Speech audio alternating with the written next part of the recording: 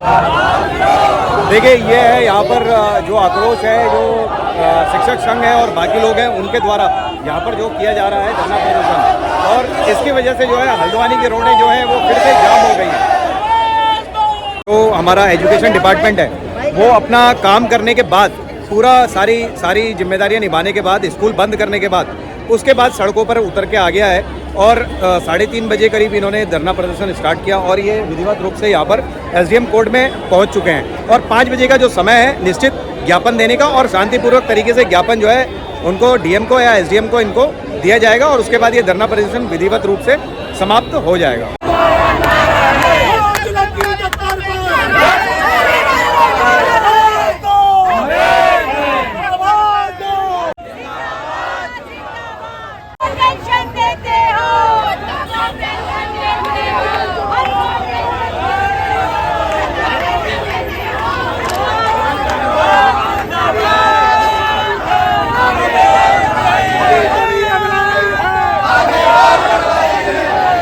आइए जानते हैं क्या हो रहा है यहाँ पर और क्या है विषय। सर आपका शुभ नाम बता दीजिए। मेरा नाम डॉक्टर विवेक पांडे है। मैं राजकीय शिक्षक संघ जनपद नैनीताल का जिलाध्यक्ष हूँ और आज ये हजारों हमारे शिक्षक और कर्मचारी जो सड़कों पर एकत्रित हैं वो पुरानी पेंशन को, अपनी एक न्यायोचित मांग को लेने के लिए यहाँ पर एकत्रित हैं। लगातार निरंतर संघर्ष कर रहे हैं।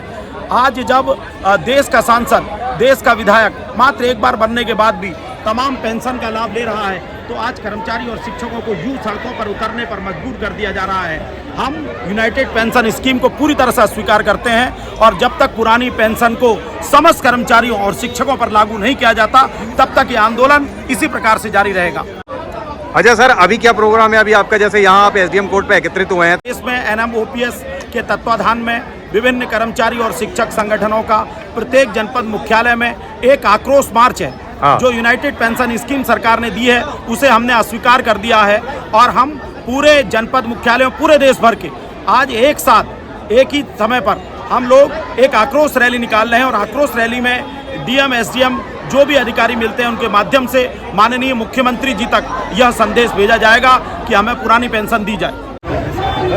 देखिए एसडीएम कोर्ट पे सारे जितने भी शिक्षकगण हैं और बाकी जो समूह है वो यहाँ पर इकट्ठा हो गया है और रैली की शक्ल इसने अभी जो है और इसने धरने का रूप ले लिया है। बात करेंगे यहाँ पर कुछ और महिलाओं से, लोगों से कि क्या है परेशानी, क्या समस्या।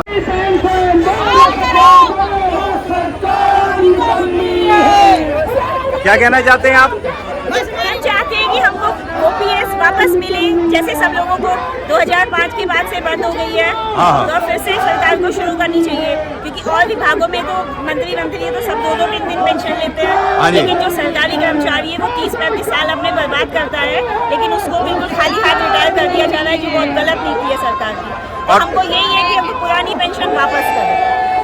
और जैसे शिक्षक, आप लोग शिक्षक हैं तो पढ़ाने का जैसा इतना पुण्य का काम है और उसके बाद भी आपको सड़कों पे उतरना पड़ रहा है, क्या कहना चाहेंगे इसके बारे में? हमारी मौजूदा सरकार ने जो हथियार अपनाए, हमारी बुढ़ापे की लाठी छीनी है, वो 4 पेंशन ले रहे हैं, हमें सिर्फ 1 पेंशन नहीं दे रहे, उसका विरोध कर रहे हैं। ठीक, धन्यवाद।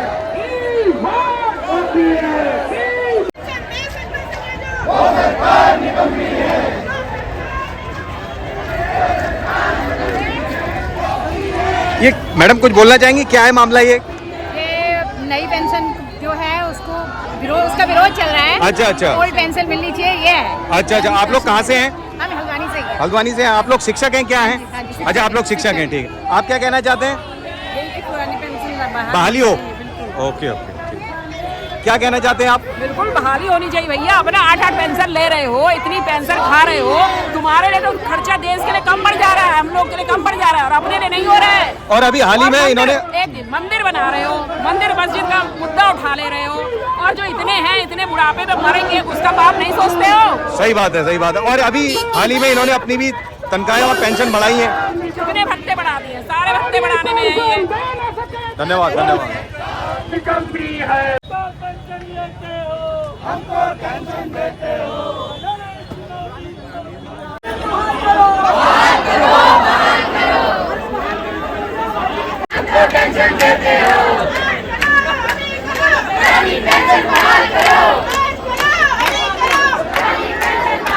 क्या मांगे हैं, क्यों आए हैं, कहाँ से आए हैं?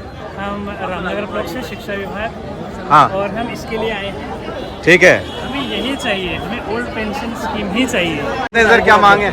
सर हमारी मांग है कि हमारे को पुरानी पेंशन बहाल करी जाए। हाँ। सरकार जिस तरह से दिल्ली में अभी धरना प्रदर्शन हुआ था और उसके बैक में होते हुए उन्हें अभी नहीं वो करिए, जबकि हम उस नई वाली को भी नहीं मानते और हमें पुरानी पेंशन चाहिए। ठीक। और कितने सालों से आप लड़ाई लड़ रहे हैं? अभी तो बहुत साल हो गए सर। अच्छा। हम चाह रहे हैं कि जल्दी से जल्दी हमारी सरकार आगे माने और हमें चाहिए ओपीएस चाहिए, ओपीएस के अलावा कुछ। ठीक। अच्छा, इससे क्या परेशानी हो रही है आप लोगों को? जैसे ये काम के साथ साथ आपको ये सब धरना वरना करना पड़ रहा है, बाकी चीज़ें करनी पड़ रही है, क्या है परेशानी? बहुत सारी परेशानियाँ हो रही हैं, आने वाले भविष्य के लिए बहुत ज़्यादा दिक्कतें हैं। क्यों नहीं निकल पा रहा है इसका? पुरानी पेंशन में बहुत ज़्यादा फायदे हैं, इसमें बहुत नुकसान है एनपीएस के। ओके ओके, तो क्या चाहते हैं सरकार से, क्या कहना चाहते हैं? पुरानी पेंशन बहाल करें जल्द से जल्द। जानते हैं कुछ महिला शक्तियों से कि क्या है परेशानी, क्या चाहते हैं, क्या परेशानी है? मैम क्यों आए हैं आप लोग? करने के बाद जो पेंशन नहीं मिल रही है, जो पुरानी पेंशन थी, हाँ। हमें पता था एक्चुअली में क्या हो रहा है इसमें। तो एनपीएस में ये नहीं पता कि हमारा पैसा जा रहा है, मिलेगा भी नहीं मिलेगा। हम बस आँख बंद करके 60 साल तक अपनी सेवा दिए जा रहे हैं। चाहते क्या हैं आप लोग सरकार से? जैसे अभी आप आए यहाँ, लाठी चाहते हैं भाई सरकार से।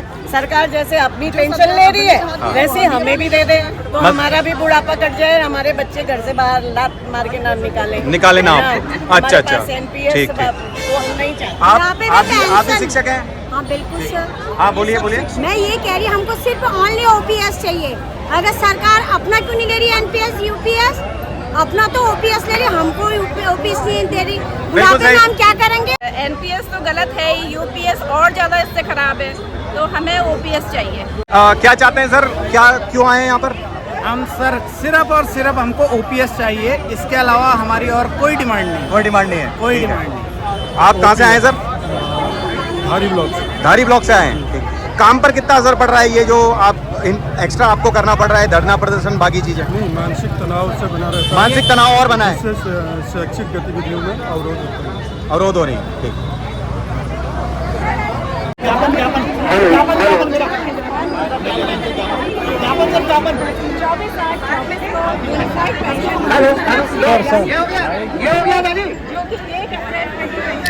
यहाँ पर कर्मचारी संघ और शिक्षक संघ अपना जो ज्ञापन है वो जिलाधिकारी महोदय को सौंप रहे हैं और पढ़ के बता रहे हैं कि इसमें क्या लिखा है और क्या मांगे हैं। इस तरीके से ये ज्ञापन देने के बाद ये धरना जो है और रैली विधिवत रूप से समाप्त हो जाएगी। अंगीकार लागू करने की सलाह दी गई है। महोदय, संगठन एवं जाने माने विशेषज्ञों के द्वारा यूनिफाइड पेंशन योजना यूपीएस का अध्ययन एवं विश्लेषण किए जाने पर उक्त पेंशन योजना में निम्नलिखित कमियां दृष्टिगोचर हुई है। कार्मिकों द्वारा अपने वेतन से कटौती कर अंशदान के रूप में जमा की गई 10% की धनराशि को कार्मिकों को वापस नहीं किया जाएगा, जबकि पुरानी पेंशन व्यवस्था में यह राशि जीपीएफ में जमा हो जाती है, जो कि सेवानिवृत्ति या सेवा के दौरान कार्मिकों को वापस हो जाती है। आइए जानते हैं, देखिए ज्ञापन यहाँ पर दे दिया है। मैम कहाँ से हैं आप, क्या शुभ नाम है आपका? मेरा नाम दिव्या पाठक है। मैं MP Hindu inter college Ramnagar में प्रवक्ता अंग्रेजी पद पर तैनात हूँ। मेरी नियुक्ति सन 2022 में हुई है। ठीक। अब जो पेंशन के प्रावधान है उसके हिसाब से 2007 के बाद की नियुक्ति वालों को एनपीएस के तहत पेंशन मिलेगी, यानी उन्हें ओपीएस के तहत पुरानी पेंशन नहीं मिलेगी। अब एनपीएस की पेंशन का जो प्रावधान है उसके हिसाब से हमें जो हमारा पैसा है वो शायद से शेयर मार्केट में लगेगा और इसके बाद हमारा भविष्य कितना सुरक्षित है या कितना सुरक्षित नहीं है इसका हमें कुछ अंदाज़ा नहीं है। यानी जिस समय हम रिटायर होंगे तो हमें कितनी पैसे एज अ पेंशन मिलेगा उसका हमें नहीं पता है। और जिस तरह से महंगाई बढ़ रही है उस तरह से हम सारे कर्मचारियों की यही मांग है कि हमें पूर्ण तौर पर पुरानी पेंशन एज इट इज वापस दे दी जाए। यही आपकी मांग है? जी यही हमारी मांग है। अच्छा, यहाँ पर आप लोग आए हैं तो आपको कितना वो लग रहा है, क्या क्या विश्वास है आपको हो पाएगा कैसे, जैसे आपने अभी ज्ञापन दिया, इसके बारे में बताइए। जब सरकार को हम ज्ञापन दे रहे हैं तो हमें सरकार से पूरी उम्मीद है, क्योंकि सरकार हमेशा कर्मचारियों के हित की होगी और कर्मचारियों का हित ही सोचेगी।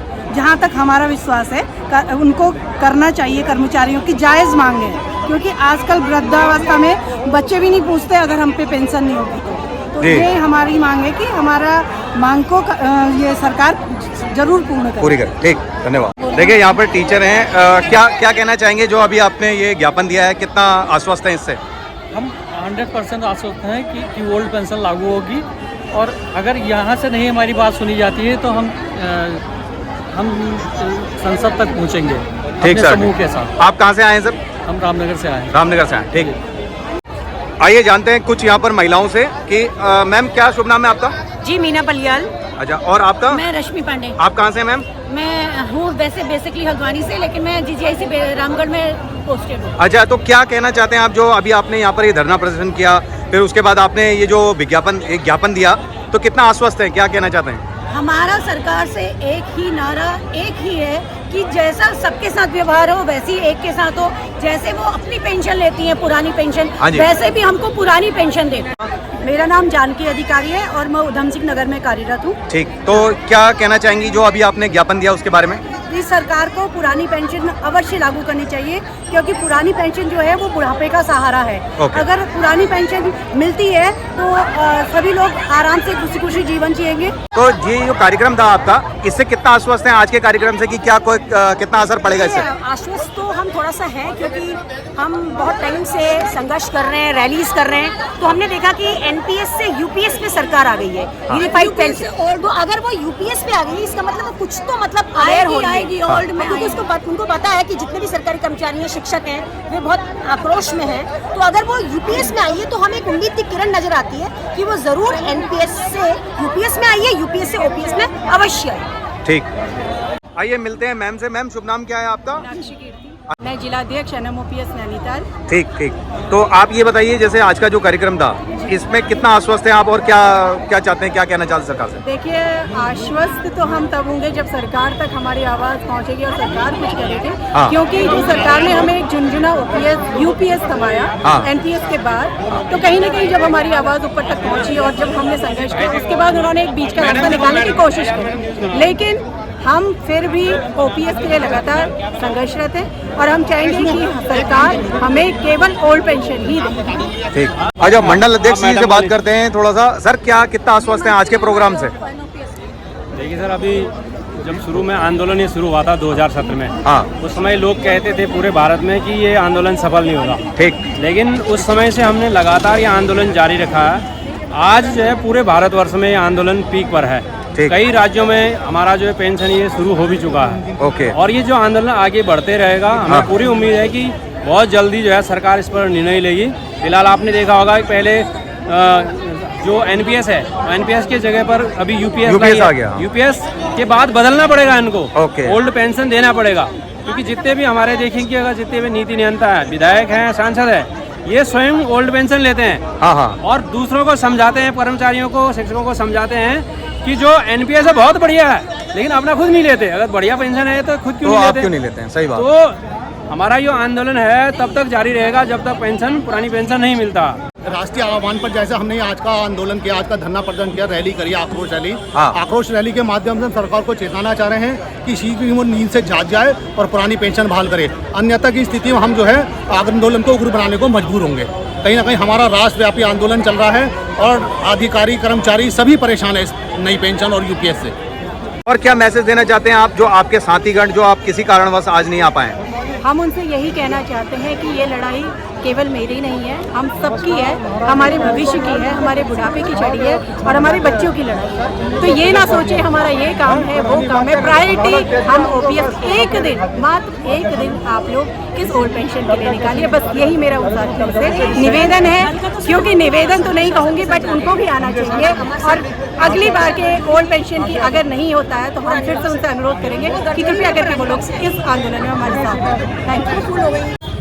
देखिए, हम यहाँ पर ये कहना चाहते हैं ना, चाहे कोई भी हो, कुछ भी हो, स्वतंत्रता का अधिकार सभी का है, स्वतंत्र है हम लोग और यहाँ पर अपनी बात रखी जा सकती है सही तरीके से। लेकिन आए दिन अगर इसी तरीके की चीज़ें होती रहेंगी, सरकार को और प्रशासन को भी ये समझना चाहिए।